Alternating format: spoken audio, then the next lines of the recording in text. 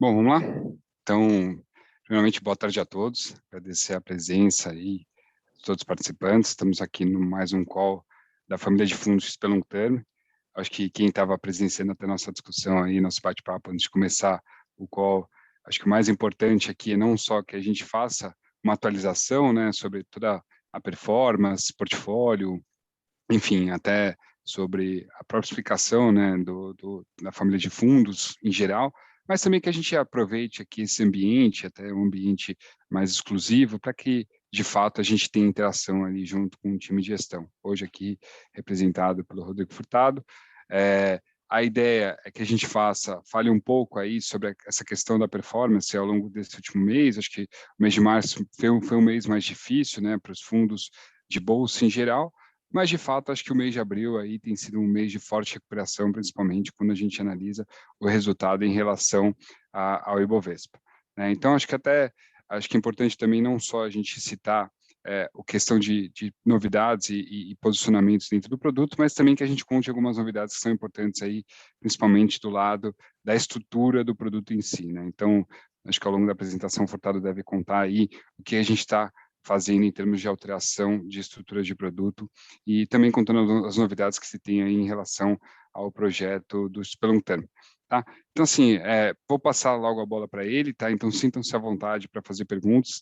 Eventualmente, a gente também vai colocar alguns questionamentos na tela, até para ter um pouco dessa sensibilidade de vocês na outra ponta, né? Então, entender como que está a própria sensibilidade com relação tanto ao mercado de renda variável, quanto a questão da indústria de fundos em geral, e aí a gente tem uma oportunidade para a gente entender aqui, a se adequar para fazer o call da melhor maneira possível, né? Bom, então, Furtado, conta aí para a gente, aí acho que faz um tempo aí que a gente não tem essa interação junto com o público final, contar um pouquinho sobre como está a performance do produto, o que a gente teve de novidade, e de fato aí, acho que o produto cada vez mais tendo destaque em relação à indústria como um todo, né? Boa tarde, pessoal. Obrigado pela presença. Primeiro, assim, dando uma atualização rápida, a gente acabou não se falando em fevereiro, então a gente vai fazer agora o call de março, e a ideia, apesar de a gente estar fazendo hoje na terça-feira, a gente decidiu bater o martelo aqui de fazer sempre na primeira quinta-feira de todo mês, então, e aí a gente consegue falar da janela fechada do mês anterior. Acho que foi uma forma boa da gente tá atualizando vocês aí que acompanham o nosso dia a dia aqui na gestão do long term, tá? Então, esse é o primeiro comentário que eu queria fazer.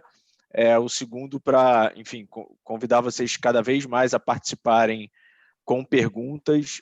Nossa ideia também é, nas próximas iterações, estar trazendo mais o time aqui para responder perguntas específicas, então acho que gera também um pouco desse conhecimento maior sobre as pessoas que estão por trás da gestão do fundo, e não fica só eu aqui falando. Então, acho que nas próximas vezes a gente vai ter a oportunidade aí de fazer perguntas mais específicas sobre um setor, sobre um outro, e a gente deixa aquele especialista ali do setor responder, né? Então, acho que fica mais descontraído e dá para falar de outros assuntos, né?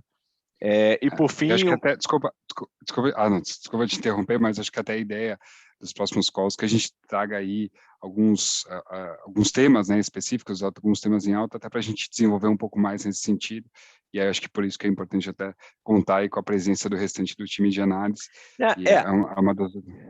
A ideia geral desse call é sempre atualizar o mês e trazer um tema. Hoje eu vou até botar uma apresentação aqui, que é um tema totalmente interligado com a performance do fundo no mês de março.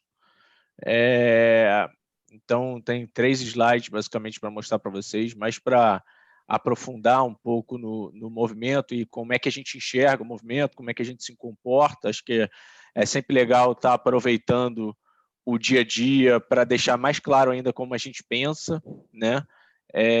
Então, enfim, essas são as atualizações em geral. Por último, tem a mudança de benchmark, né? Essa é uma demanda que surgiu desde que o CDI caiu bastante no Brasil.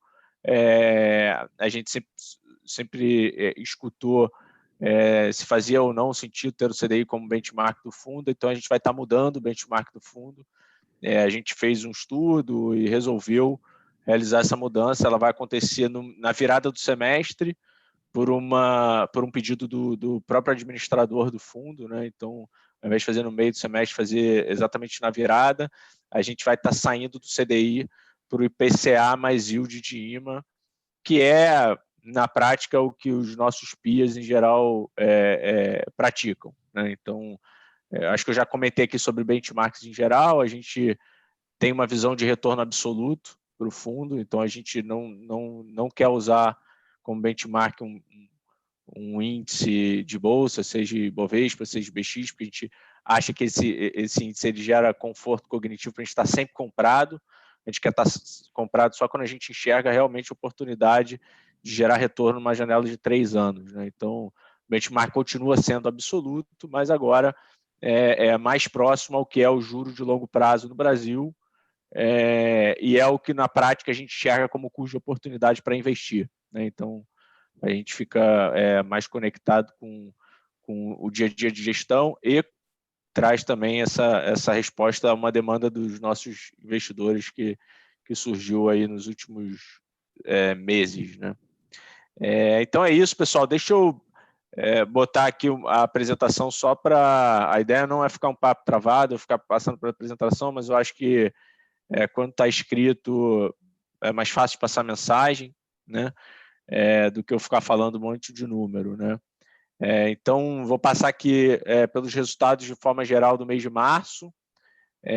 No mês de março, o fundo caiu 0,5%, tá? Enquanto o Ibovespa subiu 6% e o CDI subiu 0,2%. Então, a gente teve uma underperformance relativa contra o principal índice da Bolsa Brasileira relevante. Como eu comentei, falando do benchmark, a gente não olha para a composição do índice Ibovespa, nem da composição do IBX para determinar qual é a carteira do fundo, né? A gente pega todas as empresas que a gente olha e procura ter uma carteira equilibrada e com retornos acima do que a gente exige como retorno mínimo absoluto numa janela de 3 anos, né? E sempre com as melhores ideias. Acho que, na prática, em janelas de mais longo prazo, a gente vai performar o índice, porque o índice é estático, o índice tem suas anomalias, mas em janelas de curto prazo, a gente vai ficar inerente a esse tipo de movimento que aconteceu em março, né? Desde o início, o fundo sobe 49%, contra o Ibovespa subindo 15% e o CDI 6,2%. A gente vai estar completando aí 2 anos que a gente iniciou a gestão do long term, agora na virada do semestre também, né? Mais precisamente no dia 27 de junho. Tá? E em abril, eu fiz questão de trazer aqui já os 9 primeiros dias de abril, né? Isso aí é até sexta-feira passada, a gente já recupera parte da underperformance para o Ibovespa, né? Acho que nessa semana mais ainda, mas muito mais para mostrar que essa correlação com o Ibovespa a gente não espera que tenha mesmo. Assim, de fato, não é o que a gente olha para fazer a gestão do fundo, isso precisa ficar claro para os nossos cotistas, né? Então, a gente está avisando aqui construção e composição de retorno com uma janela de longo prazo, e a gente acha que o índice tem anomalias que a gente não quer perseguir, né? Seja a concentração em alguns cases específicos, seja a concentração em commodities, em bancos, né? Que são setores que a gente não quer ter aquele mesma posição que o índice tem, né? Do ponto de vista de atribuição de performance, a gente teve grandes destaques positivos e grandes destaques negativos no mês. Então, eu vou aproveitar esse movimento para comentar um pouquinho do que a gente acredita que é equilíbrio de portfólio para a gente, como é que a gente olha para isso, né? Então, esse é o tema aqui adicional que a gente vai estar trazendo.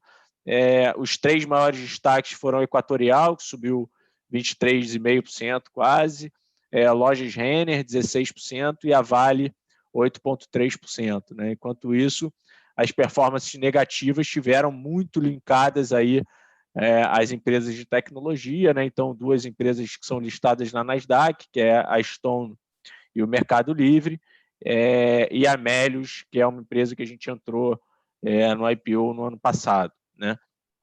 Diante desses movimentos, a gente fez rebalanceamentos gerais, né? Então, sempre que um ativo ele performa muito, a nossa visão de valor e de oportunidade, de assimetria naturalmente muda, e sempre quando ele underperforma muito também, né? Então, se a gente não muda a visão de fundamento daquela empresa e a ação dela cai, quer dizer que a oportunidade ficou ainda maior, né? E vice-versa, né? E se ela sobe, né, talvez a assimetria de valor tenha piorado, né? Então, a gente está sempre revisitando.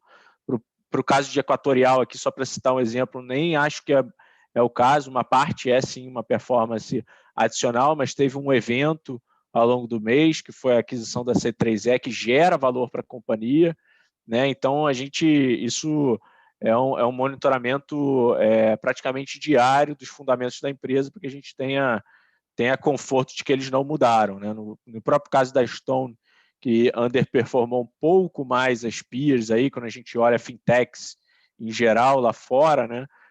Teve também o resultado do quarto tri saindo, com alguns indicativos de piora de cenário competitivo, que a gente já fez uma leitura, já revisitou, já conversou várias vezes com a empresa e já ganhou algum conforto de que foi um evento mais conjuntural do que estrutural, né? Então, a gente faz os rebalanceamentos em cima desse update, em cima das coberturas que a gente tem. A gente não adicionou nenhuma empresa nova no portfólio, tá? Hoje o portfólio está composto por 15 empresas e a gente continua com uma exposição direcional elevada aí, em torno de 98%. Tá? E esse é um ponto importante, apesar da alta de 6% ali em março do Ibovespa, essa alta ela teve muito linkada aos bancos e às empresas de commodities, né? Se você pegar commodities mais bancos, representaram quase que 70% dessa alta. É uma parte relevante do índice, que são empresas que a gente gosta, inclusive, tiveram uma performance bem negativa, ou seja, na nossa visão de valor, se a gente fosse pegar o retorno da carteira como um todo, ele até aumentou no mês de março, né? As coisas em geral que a gente gosta ficaram mais baratas, né?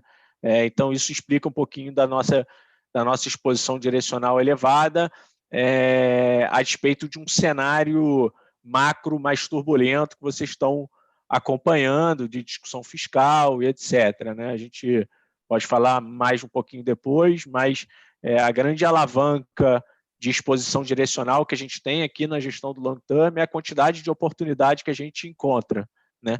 E o fato é que, para quem tem uma janela de horizonte de mais médio e longo prazo, a gente encontra hoje oportunidades ainda melhores do que a gente encontrava um mês antes, né, no final de fevereiro. E isso justifica uma exposição direcional nessa linha. Só para vocês terem uma ideia, eu trouxe aqui um gráfico, enfim, espero que vocês estejam conseguindo ver, né? Mas a linha verde é a performance das ações da carteira em março, né? E a linha azul é a performance das ações da carteira em abril, né? E, obviamente, abril é só até a sexta-feira passada. Tudo isso para mostrar o seguinte, né? A gente faz parte do nosso dia a dia volatilidade, tá, pessoal? E a gente já falou isso aqui antes, volatilidade para a gente não é uma boa medida de risco, né? Mas a volatilidade ela traz oportunidades no meio do caminho também, né? Então, quando a gente olha os ativos que mais underperformaram em março, né, que puxaram o nosso resultado para baixo, eles são os ativos que mais estão performando no mês de abril, né? Então, aquele movimento que a gente fez ao longo de março de revisitar os fundamentos dessas empresas, né, ganhar ainda mais convicção e aumentar essa participação na carteira, vem se provando acertado na medida que essas ações estão performando bem, né? E vice-versa, né? Ativos que performaram muito bem em março não estão performando em abril ou estão performando menos em abril, né? Então, mais uma vez, o ponto que eu queria trazer aqui é que a gente, quando monta o nosso portfólio, a gente pensa em equilíbrio, né? E tem vários riscos a serem monitorados, né, para que a gente equilibre esses riscos e gere uma volatilidade menor no caminho, né, até o longo prazo, que é o que a gente está mirando quando a gente investe numa empresa, né? Então, acho que esse equilíbrio ele ficou muito claro no mês de março. No mês de março, a gente teve uma cota que ficou parada, mas com performances muito positivas e performances muito negativas dentro do mesmo fundo, né? Então, quer dizer que o equilíbrio estava correto quando a gente olha principalmente para o principal risco que surgiu ali ao longo do mês de março, que foi o movimento, né, de empresas de crescimento versus empresas de valor, né, que é o que a gente vai falar um pouquinho mais, mas tudo isso para dizer que a gente está sempre preocupado com o equilíbrio de riscos enfim, sempre que surgem oportunidades eu gosto de comentar isso, né? Existe uma discussão em março que ficou muito em voga, que alguns de vocês devem ter acompanhado, né, que é a discussão de ativos de growth versus ativos de value, né, ativos de crescimento versus ativos de valor. Tá? Por trás disso tem uma lógica. Né? A gente escuta muita gente falando que é um movimento técnico, mas a gente tem uma forma de pensar aqui. Tá? Se eu puder dar um passo antes e dizer o que é um ativo de valor para aquelas pessoas que não conhecem, né, essa definição dentro do nosso mercado, geralmente as pessoas atribuem o nome de um ativo de valor àquelas empresas que você, na hora de fazer análise, consegue dar um valor muito grande para os ativos tangíveis. Né? Então, seja um imobilizado ou seja um fluxo de caixa de curto prazo, aquele que está na sua mão, que você está vendo a empresa pagar um dividendo ou, eventualmente, gerar um caixa muito grande nesse ano que a gente está investindo. Né? Então, geralmente, as empresas de valor, grande parte da avaliação daquela empresa, da precificação da empresa, está num fluxo de caixa mais curto, né? Num fluxo de caixa dos próximos anos. Né? Enquanto que empresas de crescimento, geralmente você está apostando que esses fluxos de caixa, apesar de pequenos hoje, eles crescem muito no tempo. Né? E em algum momento, inclusive, ultrapassam o fluxo de caixa daquela empresa que já era grande no curto prazo, mas que não cresce. Né?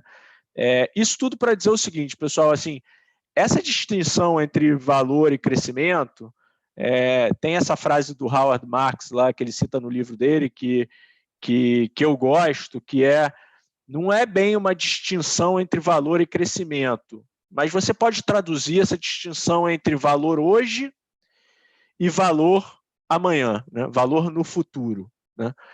Eu acho que esse ponto, eu queria marcar ele, né? Assim, no final do dia é tudo valor, né?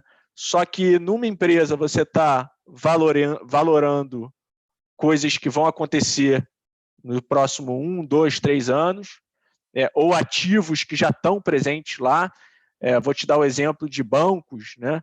Bancos têm lá, muitas vezes, ao longo da crise, os bancos negociaram a patrimônio líquido. Então, aquele é um negócio tangível, né? Você consegue efetivamente valorar aquilo muito bem. Né? Você não precisa fazer uma previsão de qual vai ser o lucro da empresa daqui a 5, 10 anos. Enquanto que crescimento, a gente está falando do lucro da empresa no futuro. Né? Então, tem previsão envolvida. Né? A gente aqui, no XP Long Term, a gente não foca em growth or value. Né? A gente não faz investimento temático. No final do dia, a gente busca valor econômico em qualquer empresa que a gente investe dentro de um horizonte visível. Né? 3 anos, para a gente, é um horizonte super visível que a gente costuma fazer muitas das nossas discussões. Né? E a gente quer saber avaliar aquela companhia de acordo com os resultados dos próximos 3 anos. Tá? Então, a gente aqui, tudo isso para dizer, a gente não vai fazer uma concentração em empresas de high growth ou empresas de tecnologia. Enfim, tem uma interseção aqui que nem acho 100% correta, mas a gente não vai fazer uma concentração em empresas de high growth, porque está na moda o growth.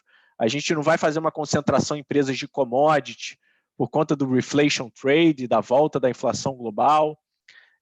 No final do dia, a gente quer equilibrar esses riscos, né? Cada ideia que a gente tem, tese de investimento que a gente constrói, ela nasce dentro da própria empresa, da porta para dentro. Então, uma empresa que depende pouco do cenário macro para gerar valor, né?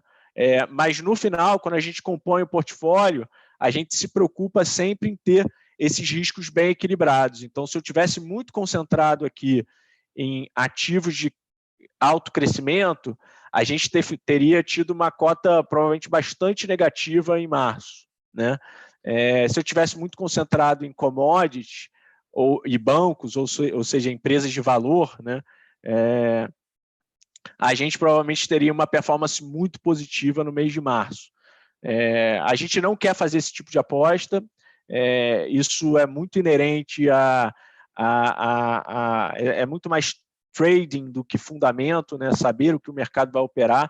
A gente não acha que o nosso ciclo de competência está aqui, mas a gente se preocupa, tá? E acho que o tema geral que está por trás dessa questão de growth versus value hoje é um tema real, é um tema matemático, né? Não é só expectativa, né? Não é um movimento puramente técnico. Então, eu trouxe aqui, na verdade, um exemplo para a gente tentar ilustrar e mostrar para vocês que essa discussão ela não está aí à toa, né? Ela é uma discussão super válida e é um fator de risco considerado nas nossas análises de portfólio, tá? Não sei quantos de vocês... linha, vamos lá. Dúvida, Pode me desculpa te interromper então. até. Não, só para até... acho que a gente fala muito, né? Acho que você apresentou nos últimos calls e aí até nas últimas interações, aquele dashboard, né? Até de acompanhamento que você tem utilizado, tem incorporado em termos de tecnologia dentro do processo de investimento. Esse acaba sendo um dos fatores que você incorpora e, de fato, você monitora até para fazer uma visão macro, né, da carteira. De fato, você coloca isso como um dos pontos até para avaliar se você está under ou over, alocado dentro de um tema como esse ou não? Sem dúvida. Hoje a gente não roda isso ainda dentro do sistema, mas a gente olha para cada fator de risco qual é o nível de concentração que a gente tem. Espero até que assim, o nosso sistema ele tem um roadmap de construção. Em breve isso vai estar no sistema. E aí a gente vai poder trazer aqui com mais granularidade, né? Mas o fato é que qualquer fator de risco ele é observado pela equipe para que a gente não se concentre demais numa temática e corra o risco dessa temática mudar no meio do caminho, porque não é o nosso ciclo de competência, né? Nosso ciclo de competência é encontrar aqui empresas que vão construir e gerar valor no médio e longo prazo, avaliar elas e ver se a gente está comprando a um preço menor do que o valor justo, né? No final do dia, é isso que a gente se preocupa a fazer, é isso que a gente gasta 95% do nosso tempo. Os outros 5% é na análise macro e quais são os riscos que essa análise macro trazem para o nosso portfólio como um todo, né? E aí tem um fator de risco que é a duration, né? Que eu não sei se é um conceito que vocês conhecem amplamente, né? Certamente vão ter pessoas que sim, pessoas que não, mas se eu pudesse traduzir de uma forma simples, o que significa duration? É o tempo médio em que você recebe os pagamentos de um investimento, né? Então, você fez um investimento hoje, se você recebe ele em 5 anos, você vai ter, em parcelas iguais de 5 vezes, você vai ter uma duration que vai estar aí próxima desse meio do caminho, né, entre 0 e 5 anos. Essa é uma conta de matemática financeira, o objetivo aqui não é explicar como ela é feita, muito mais trazer o conceito, né, porque o conceito de duration ele está totalmente ligado a esse tema de abertura da taxa de juros americana, da volta da inflação e da possibilidade de você ter as empresas de valor performando melhor do que as empresas de crescimento, tá? Então, só para exemplificar isso, pessoal, eu trouxe aqui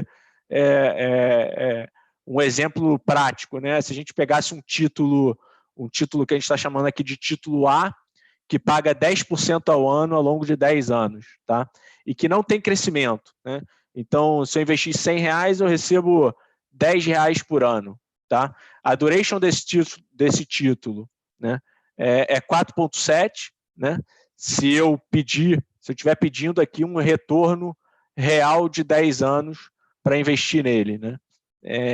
E qual é o múltiplo desse título? O múltiplo é 10 vezes, né? O múltiplo é sempre o valor que você está pagando sobre o fluxo de caixa que você está recebendo no ano seguinte, né? Então, se eu investir R$100 e vou receber 10, é um múltiplo de 10 vezes, é o yield de 10% ao ano, tá? O título B é um título totalmente diferente, é um título que paga 2% ao ano, então eu investi 100 e recebo 2, né? Só que ele faz isso por 50 anos, e a cada ano ele tem um crescimento de 8,1% ao ano, tá? Isso dá uma duration muito mais longa, né? Uma duration de 21,9, só que o múltiplo de entrada muito mais caro, né? Então eu poderia estar dizendo o seguinte: esse título A é uma empresa de valor, tá? E esse título B é uma empresa de crescimento, né? E quando a gente faz uma análise de fluxo de caixa descontado, tendo como premissa ganhar 10% ao ano nesses títulos, eles vão ter os mesmos valores presentes, tá? Então, tá aí, 2 títulos totalmente diferentes, com o mesmo valor presente, né? Só que um tem um pagamento maior no curto prazo, sem crescimento, o outro tem um pagamento menor por mais tempo, mas com bastante crescimento, né? E aí a gente poderia fazer o paralelo do título A sendo uma empresa de valor, o título B sendo uma empresa de crescimento. Quando a gente muda essa premissa de ganho real de 10% ao ano para 11% ao ano, né, a gente aumenta em 1 ponto percentual essa taxa de desconto, o valor presente do título A cai 4,2% e o valor presente do título B cai 17,3%. Né? O que eu quero dizer com isso, pessoal? Para empresas que têm duration maior, né, mudanças na taxa de juros impactam muito mais, né? Então, eu volto no ponto que eu trouxe lá atrás. Essa discussão toda não é só uma discussão técnica, ela é uma discussão técnica de fluxo e etc. Ela é uma discussão matemática, né? Para manter o mesmo valor presente, o título A, nesse novo cenário do título A, o título B tem que, ao invés de estar sendo negociado a 50 vezes múltiplo, a 43 vezes, né? O que seria uma queda desse diferencial aí de 13%, né? Relativa, né? Tudo isso para dizer o seguinte, pessoal, assim, você carregar no portfólio um portfólio totalmente concentrado em empresas de crescimento, a gente vai estar, sim, exposto ao risco de mudança nas taxas de desconto, que estão intimamente ligadas às taxas de juros, né? Que está intimamente ligada a uma expectativa de inflação maior, né? Então, uma coisa vai puxando a outra, né? Esse é, de fato, um fator de risco, só que o mês de março mostra que a gente não tem um desequilíbrio nesse fator de risco, né? A gente teve ativos que performaram muito bem e que se beneficiam desse cenário, inclusive nossas posições em mineração e siderurgia, e ativos que performam mal nesse cenário de taxa de juros, que são as empresas que têm mais crescimento e têm múltiplos mais elevados, né? Esse é o movimento da curva de juros americana, que vocês devem ter acompanhado. Então, a gente voltou lá para patamares pré-pandemia, com um aumento de 75 pontos base, né? Então, não foi um aumento de 100 bases, que foi o aumento do exemplo, foi um aumento de 75 pontos base, e a gente voltou para um patamar. A gente voltou para o patamar anterior à pandemia. A discussão agora é se a gente, com tanta injeção fiscal, vai voltar para patamares mais elevados do que esse, né? Acima de 2%, diria que é onde provavelmente vai ter mais ruído sobre esse assunto.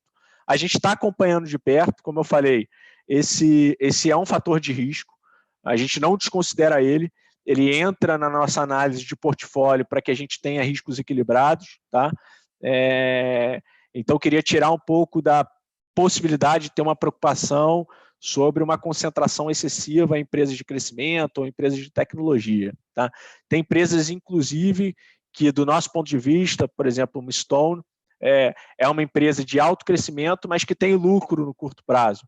Então, tem um floor de valuation relevante, onde a gente consegue se apegar, né? Então, não é só puramente crescimento, acreditar no lucro daqui a 5 anos.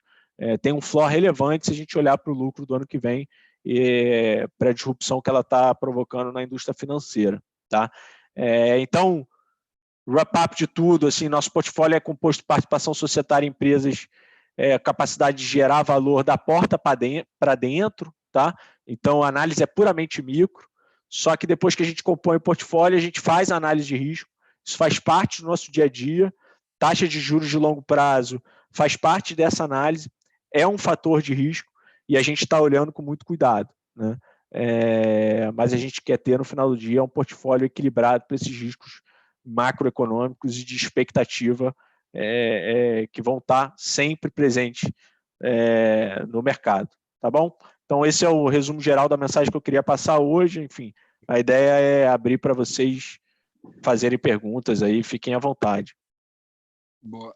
Acho que aqui até para talvez trazer uma proximidade maior, né, com relação ao que você colocou, né, se você tivesse exemplos talvez mais práticos, né, você acabou citando, né, empresas e setores que acabam se beneficiando, mas se pudesse, assim, talvez trazer um pouco mais de cases, assim, pô, realmente foram variações talvez mais relevantes em termos de preço de ações, até mesmo do que foi até a própria volatilidade do mercado em si, que aconteceram em decorrência desses movimentos e, de alguma forma, também até olhando dentro do mercado local, né? Até porque você colocou ali a questão da discussão dentro da curva de juros norte-americana, mas dentro do mercado local, dado até o próprio posicionamento do Copom, existiu alguma coisa de fato que teve alguma mudança significativa, né, nessa questão até da própria construção dessa tese?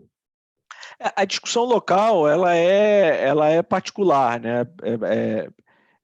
Tem menos a ver com essa discussão de growth versus value, que é uma discussão mais global, tá?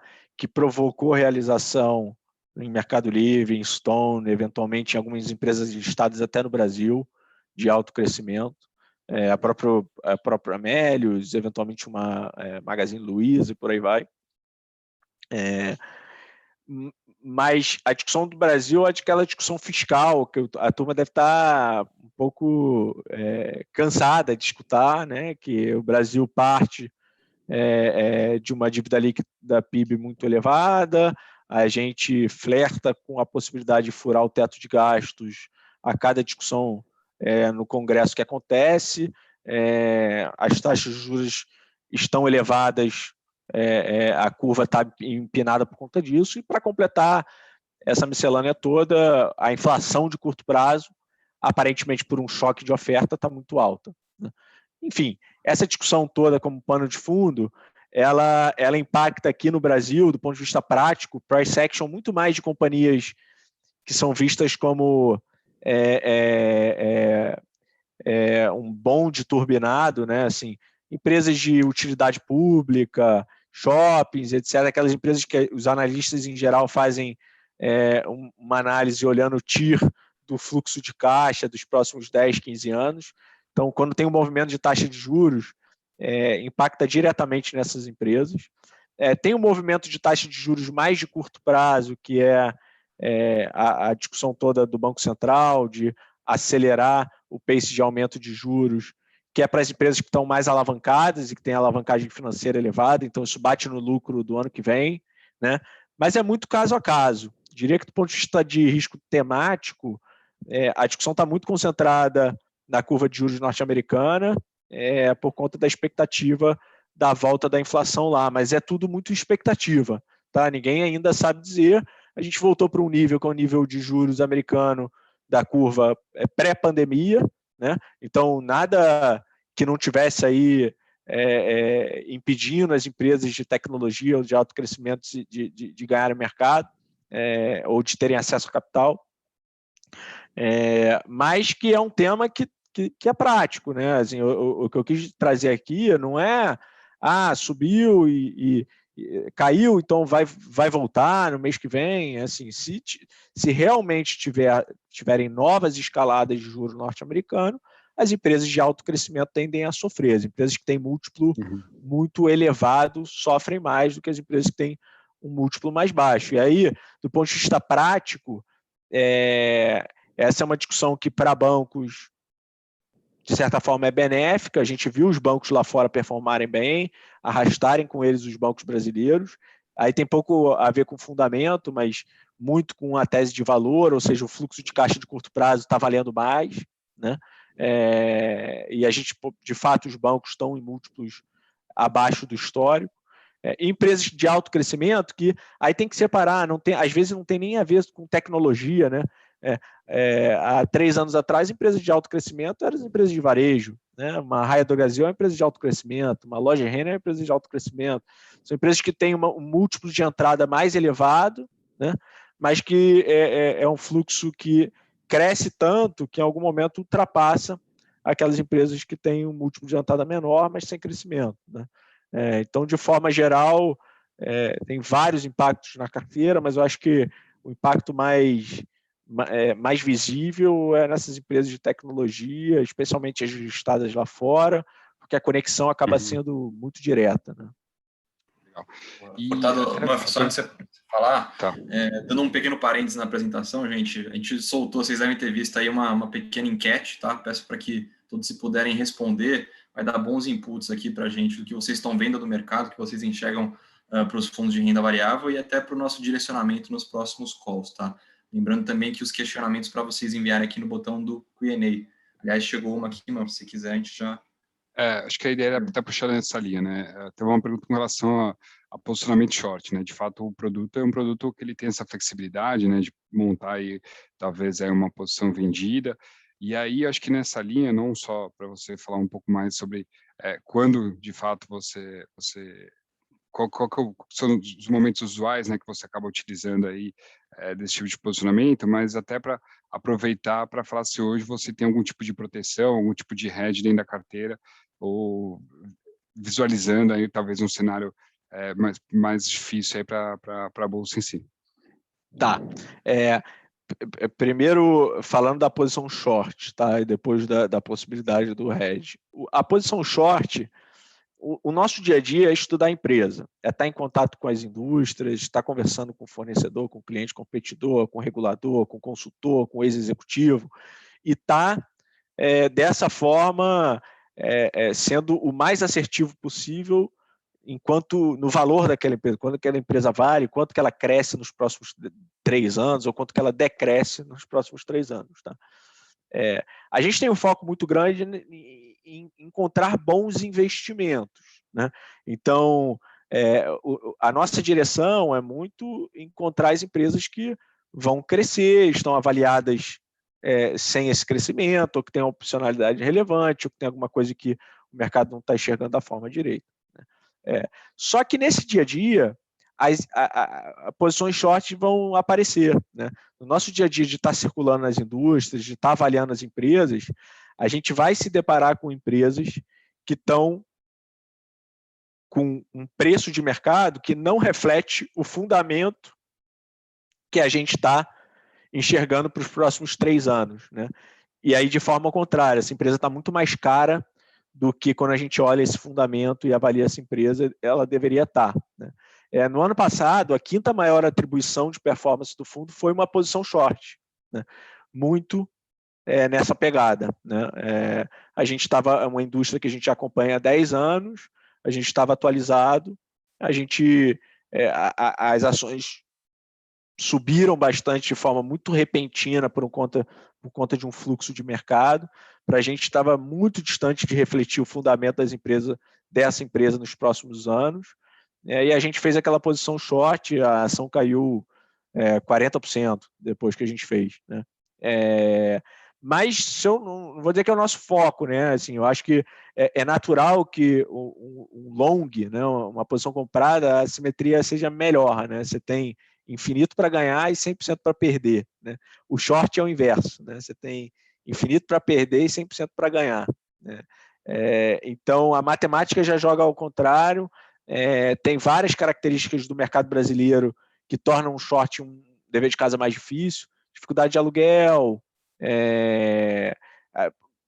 não só no mercado brasileiro, mas em qualquer lugar, você está meio que lutando contra o discurso do management, então você tem que ter evidências que vão ficar claras ao longo do tempo que você está investido, porque não adianta você estar certo na hora errada. Então, tudo isso faz do short uma forma mais difícil de gerar alfa do que o long. Mas eles vão surgir e a gente vai estar aproveitando essas oportunidades como a gente aproveitou no ano passado. Tá? Hoje a gente tem um par short, que é uma empresa contra outra, uma posição pequena do fundo que a gente está acompanhando com calma. Mas aí é muito mais uma questão de performance relativa entre as empresas dentro de uma indústria que a gente acha que vai sofrer nos próximos 3 anos. Com relação à hedge, a gente vai fazer um hedge sempre que a gente achar que ou está barato ou tem um evento binário na nossa frente, né? Que justifique ter um hedge, né? Então, a gente hoje não vê esse evento binário, tá? Não no curtíssimo prazo, mas a gente faz parte do nosso dia cotar o hedge, hoje a gente não tem nada. Agora, se eu achar que o mercado está caro, tá? A gente não vai fazer um hedge, a gente vai diminuir a exposição direcional, né? Hoje a gente não acha que o mercado está caro, quando a gente olha para as empresas que a gente está investindo versus o custo de oportunidade, né? Que é a taxa de juros de longo prazo no Brasil, né?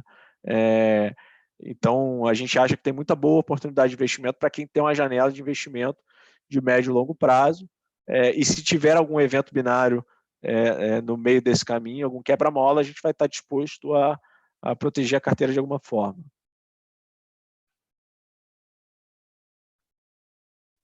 Legal.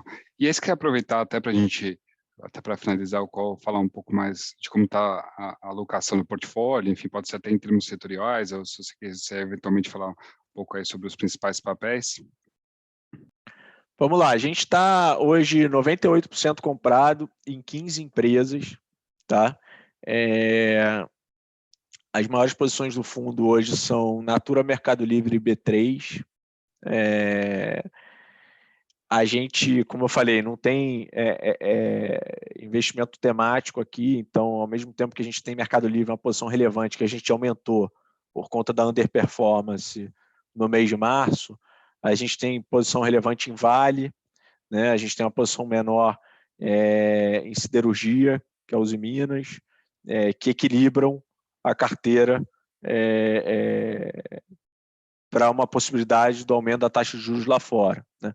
A gente tem posição hoje em utilidade pública, quase que 12%, 13% da carteira, empresas de energia elétrica, geração e distribuição. A gente tem, se somar Mercado Livre com Stone e Melius, em torno de 15% em empresas de high growth. A gente tem 12%, 13% em empresas de saúde, né? Então, a gente tem Natura, maior posição do fundo, tem uma exposição cambial relevante na receita lá fora, uma tese totalmente micro, totalmente da porta para dentro, o turnaround de uma aquisição que foi feita. Então, assim, a gente acho que é acima da média a preocupação que a gente tem hoje de diversificar cada tipo de risco, né? Duration da carteira, exposição cambial, exposição geográfica, e por aí vai, né? Talvez essa busca por manter esse equilíbrio nunca teve tão presente no nosso dia a dia, por conta de todo esse cenário que a gente está vendo, mais difícil, de leitura, etc. Né? Se clarificar um pouco, a gente pode, eventualmente, se permitir ter um pouco mais de concentração numa coisa ou em outra, mas hoje a gente está bastante equilibrado do ponto de vista de risco da economia brasileira, risco do câmbio, risco de abertura da taxa de juros e por aí vai, né? Então, a carteira bastante diversificada. Quando a gente compõe a carteira como um todo hoje, esse é um número que eu gosto de falar, a gente olha TIR de 3 anos para cada empresa que a gente investe, né? E se eu fosse fazer ponderado pelas ações da carteira hoje, a gente estaria enxergando um retorno de 21% ao ano, nos próximos 3 anos, desses investimentos que a gente carrega. Tá? Isso é uma fórmula matemática, não é a ferro e fogo que tem que ser levado, mas de alguma forma alimenta muito as discussões que a gente tem sobre oportunidades. Né? Legal. Chegou... Vocês têm mais uma pergunta aí? Não, só questionamento sobre posicionamento em opções e questão de exposição, né, por classe de ativo, né? Por ativo. Tá, simples. Opções. A gente vai fazer uso de derivativos sempre que a gente entender que tem uma estrutura de derivativos que reflete a tese fundamental que a gente tem, com risco-retorno melhor do que carregar só a ação. Tá? Então, vou dar um exemplo prático. No ano passado, esse short que eu comentei, parte a gente fez alugando as ações e vendendo o ativo, parte a gente fez comprando put, né? Porque a gente entendia que ao comprar put, a gente diversificava aquele risco do aluguel lá, a gente ter um squeeze de aluguel, que é o evento que ficou tão famoso esse ano com o GameStop, né? Era um ativo que estava super no radar da pessoa física, e a gente poderia estar incorrendo nesse risco de uma correria no aluguel. Então a gente resolveu fazer input, porque a gente entendeu que era um risco-retorno melhor. Então, sempre que tiver uma estrutura de derivativo que reflita melhor aquele fundamento com menos risco, a gente vai usar. Tá? Hoje, a gente não tem nada na carteira em termos de derivativo. Com relação à exposição, a gente tem uma exposição máxima num único ativo de 15%, então a gente nunca vai colocar mais do que 15% numa única ação, pela simples visão de que alguma diversificação, a gente gosta de concentrar, né? Tanto é que a gente tem 15 posições, mas alguma diversificação ela é saudável, porque a gente sempre vai incorrer no risco de estar errado numa tese de investimento, né? E não ter uma concentração muito elevada num determinado risco vai fazer a gente navegar melhor ao longo do tempo entre erros e acertos, claro, sempre buscando acertar muito mais do que a gente vai errar. Né? Mas faz parte do nosso dia a dia a gente criar uma tese de investimento e ver no tempo que ela não está sendo comprovada, né? E a gente acha que limitar o tamanho da posição é uma forma de se proteger disso. Até você brinca, né, que a posição de 15% seria aquela posição que você venderia até o que você tivesse na frente para montar, de fato, para investir os 15%, recursos. Né? Sendo prático, 15% é aquela, geralmente é um ativo que a gente tem e que ele está num preço que a gente brinca internamente aqui, que a gente colocaria todo o patrimônio da nossa avó nesse ativo a esse preço. Né? Então, quando tiver uma oportunidade dessa, a gente vai ter 15% da carteira nisso. Tá? A gente já teve, numa única ação, a gente já teve lá no início do fundo. Hoje a maior posição do fundo é Natura, com 11,5% do portfólio. E aí, que está mais próxima da gente botar o dinheiro da nossa avó. Entendi. Bom, e de fato, quando você colocou ali da tela a questão do histórico, também foi Natura ou foi um outro papel específico? Foi via varejo, logo depois do block trade, lá no início do fundo, a 4,70. Legal. Bom, acho que era isso. Não sei se Rafa tem mais alguma pergunta específica que você queria fazer? Não, do meu lado aqui não, Manfra. As respostas da enquete foram bem bacanas, acho que os clientes ficaram super alinhados aqui em relação à perspectiva de alocação em fundo, quanto tempo eles ficam alocados em fundos. Não sei se é válido compartilhar aqui na live. Pode colocar. Acho que vai um pouco na linha, assim, até a gente faz um pouco dessas provocações, né? Até porque um pouco que vai em linha do nosso próprio discurso institucional, né? Acho que quando a gente trata de um tema, né, principalmente aqui de renda variável, de fato, primeiro você precisa ter a questão do alinhamento, né, com relação ao perfil de risco, né? Então, de fato, precisa aqui de fato ter maior propensão à tomada de risco, mas além disso, a questão do alinhamento com relação ao horizonte de investimento, né? Então, não adianta eu fazer um investimento dentro de um produto, principalmente dentro da classe de renda variável, olhando o curto prazo, né? Até porque, por tudo que o Furtado colocou aqui, de fato, existem teses, existem tempo de discussão e além disso, um tempo de maturação para que, de fato, tudo isso esteja alinhado com aquilo que a gestão esteja executando, né? Então, acho que aqui, de alguma forma, essa questão dos resultados, acho que foram um pouco em linha do que a gente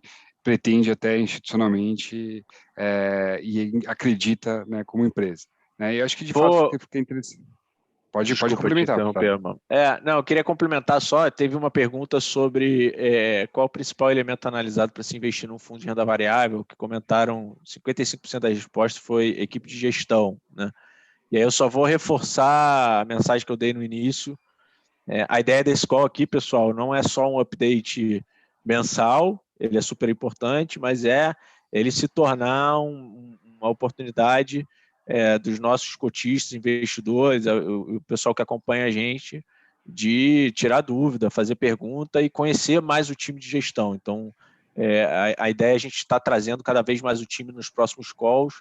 Então, convido vocês a estarem de novo aqui para o call de abril, e, se possível, com perguntas, podem ser bem específicas, porque o time vai estar aqui para responder. A gente vai estar sempre trazendo alguns membros do time e, dessa forma, tornar mais fácil a análise de vocês sobre a equipe como um todo, porque, de fato, o long term dá um valor, a gente, no nosso dia a dia, dá um valor muito grande para a discussão colegiada, né, para a participação de todo mundo no processo decisório, né, então nada mais justo do que ter todo mundo aqui representando isso. Posso fazer uma pergunta que talvez seja um pouco na linha, né, do que foram os resultados da pesquisa, enfim, aí fica à vontade para responder ou não, se for muito delicada, mas muita gente colocou nessa questão da alocação, né, direta em ações em detrimento aos fundos, muita questão da oportunidades específicas, né, acho que vai muito em linha também, muitas vezes, de algum call, de algum blog pessoal, de algum call, de algum relatório específico. Tem alguma opinião formada sobre o tema? Tem alguma coisa que gostaria de compartilhar aqui? Acho que... assim, é difícil para mim dar opinião, porque tem é muito caso a caso, né, Manfredini? Assim, eu quando meus amigos e familiares pedem uma dica, né, eu não dou nenhuma, né? Ninguém nem sabe o que tem no fundo, a não ser que esteja assistindo aqui essas oportunidades, né? Mas e por quê? Porque o que eu falo é o seguinte: eu posso te falar o que eu tenho no fundo, mas eu não vou te falar a hora que eu sair, né? Então não adianta, né? Aqui é uma equipe de 9 pessoas hoje, que se dedicam, posso dizer que quase que 24 horas por dia nisso, né? Com uma seriedade gigante, com uma parte relevante do patrimônio investido no próprio fundo, né? Com acesso a consultorias que a gente contrata, a dados alternativos, uso de tecnologia. Então, a gente espera que isso, no tempo, gere alfa sobre essas oportunidades específicas, né? Mas eu acho que no portfólio de um cliente, né, como de uma pessoa como um todo, vão ter vários tipos de alocações, né? O que a gente quer conquistar é o nosso espaço como uma alocação de longo prazo, né? Eu gosto muito do exemplo da XP, né? Que eu brinco que a gente quer aqui encontrar a próxima XP, né?